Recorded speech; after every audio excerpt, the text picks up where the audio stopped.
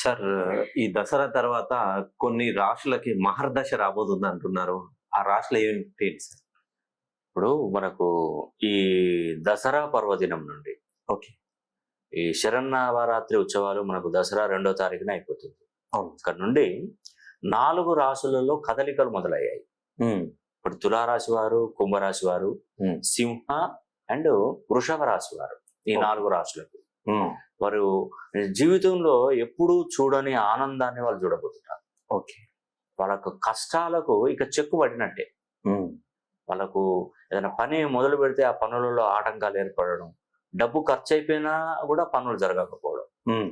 ఆర్థిక వ్యవస్థ బలహీనపడిపోవడం, మనం ఎవరికైనా డబ్బులు ఇస్తే తిరిగి రాకపోవడం, అవి మనం అనవసరంగా కొంతమందికి డబ్బులు ఇప్పించి మధ్యలో పడి కూడా ఆ బాధలు కొనసాగడం, హ్మ్. మనం మనల్ని నమ్ముకున్నటువంటి మన పిల్లలకి మనం ఉపాధి కల్పించకపోవడం, హ్మ్. వాళ్ళకి సరైన వసతులు కల్పించకపోవడం ఏర్పడు.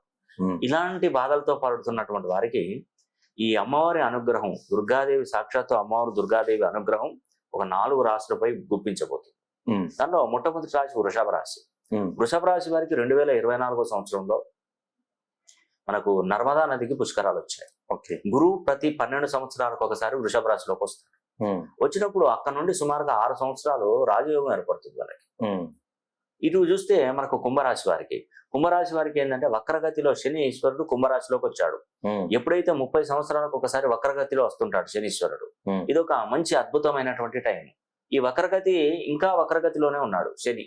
హ్మ్. ఈ దుర్గాదేవి నవరాత్రోత్సవాలలో భాగంగా ఈ కుంభరాశి వారికి అద్భుతమైనటువంటి యోగం కలగబోతుంది. హ్మ్. ఇకపోతే తులారాశి వారికి చెప్పనవసరం లేదు.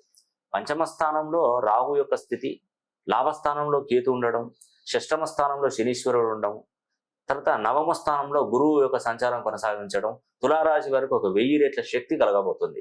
వీరికి అనుకున్న పనులు అనుకున్నట్టుగా జరుగుతాయి. ఆర్థిక వ్యవస్థ బలపడబోతుంది.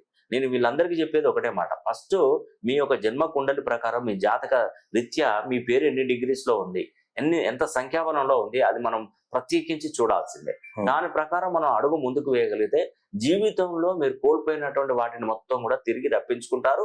నష్టపోయినటువంటి ప్రతి దాన్ని మనం తిరిగి రప్పించుకునే అవకాశం ఈ యొక్క దసరా పర్వదినం నుండి మీకు కలగబోతుంది. మీరు సిద్ధంగా ఉండండి.